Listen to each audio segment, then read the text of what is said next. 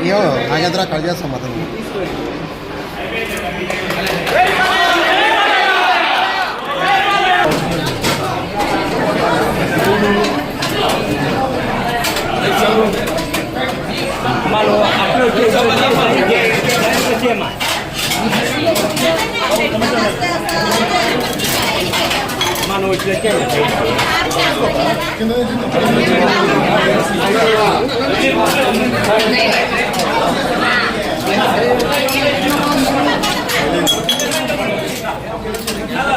శ్రావణ శుక్రవారం అందరికీ చెప్పిన రోజు శ్రావణ శుక్రవారం అంటే నూతనం అలాగే ఈరోజు నిన్న స్వాతంత్ర దినోత్సవం రోజు అక్కడ మా బసవతారక ఇండోమెరికన్ క్యాన్సర్ హాస్పిటల్ ఏదైతే అమ్మగారి పేరుతో ఉందో అండ్ రీసెర్చ్ ఇన్స్టిట్యూట్ హైదరాబాద్లో మేము అక్కడ జెండా ఎగురవేయడం జరిగింది. అందుకని నేను ఇక్కడ కావడం ఇవాళ నాన్నగారి పేరుతో నిన్న అమ్మగారి పేరుతో ఉన్న ఆసుపత్రిలో జెండా ఎగురవేయడం చేయడం ఇవాళ అనుకోకుండా ఇక్కడ అన్న క్యాంటీన్ అయితే ఏదైతే అన్న అంటే ఎవరు ఇంకా మరి తారక రామారావు ఆయన ప్రారంభించడం జరిగింది.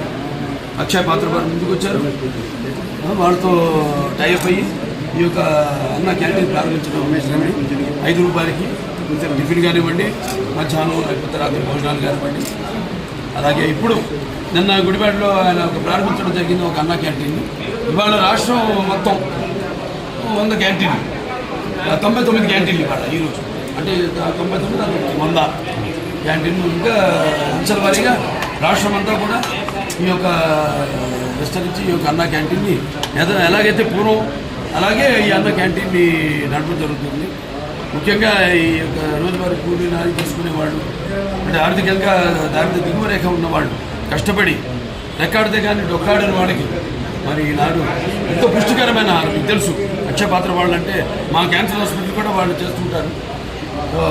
వాళ్ళ ఎంత నాణ్యంగా ఉంటుందో వాళ్ళ అలాగే ఎంత పౌష్టిక ఆహారం. 2 నీరు, అది ఆహారం, అన్న క్యాంటీన్లు, నీరు. మరి ఈనాడు హెచ్ఎన్ఎస్ఎస్ ద్వారా వెల్లపల్లి ద్వారా మనం నీళ్ళు అందించడం జరిగింది. అన్ని చెరువులు కూడా డైరెక్ట్గా హిందూపురం పట్టణానికి ఈ యొక్క దారిని సమస్యలు తీర్చాము. అలాగే ఇంక ముందు ఉన్న పనులు ఉన్నాయి. మీరు చేసుకున్న అదృష్టం మళ్ళీ మీరు తిరిగి తెలుగుదేశాన్ని పార్టీని అధికారంలో తీసుకురావడం.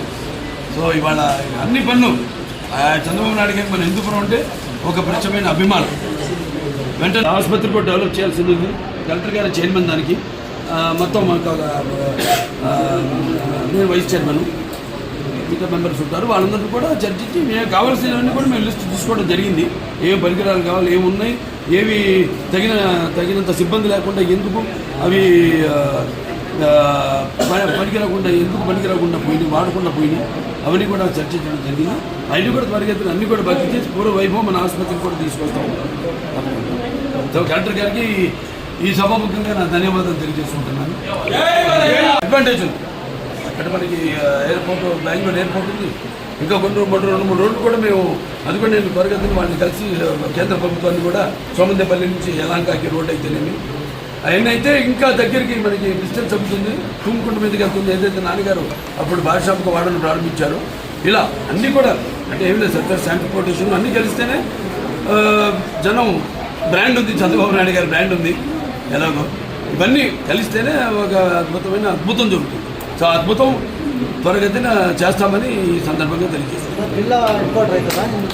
చూద్దామని తీసుకెళ్ళా ఆయన దృష్టి తీసుకెళ్ళాం అంతవరకు.